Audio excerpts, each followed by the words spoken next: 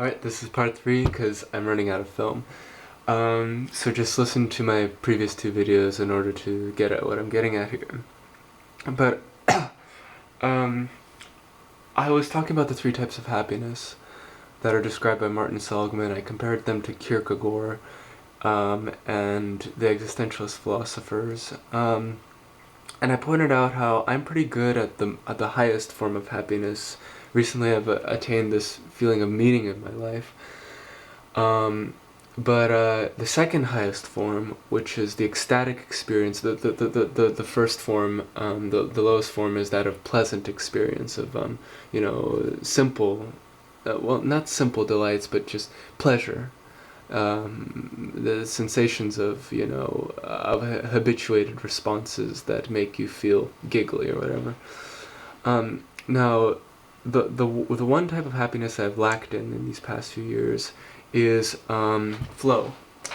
And I feel like the reason why I've lacked flow is because in high school I went through depression because there were only so many activities I could be involved in that gave me a sense of flow, a sense of being, of time stopping, of time disappearing.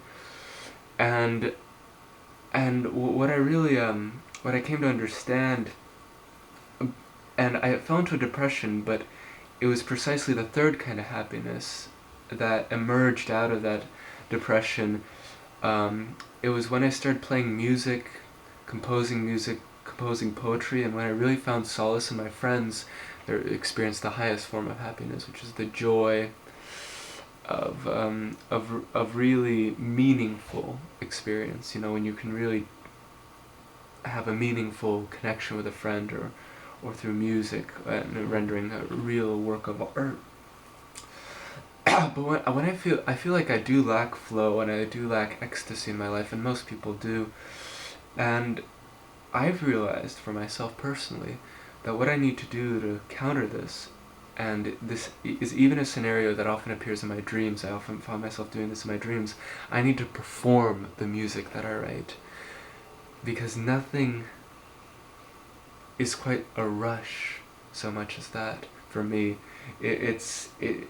That's the freshness of childhood embodied when I'm up in front of people, most of whom have never heard me, or even if I'm in a room of people. I've only had this opportunity 3 times in my life to really play my own music in front of them.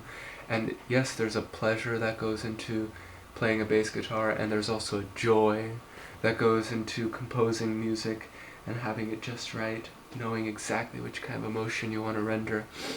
But when you're actually performing that, though, and you're up there, and you're on the line, so to speak, it's it's a ridiculous metaphor, really. You're on the line because really, you got nothing to lose. Embarrassment will wash over if you mess up, but it's something that I definitely want to have more of in my life. I definitely want to play music, perform, really, to get into that state, which is what Martin Seligman describes, the state of being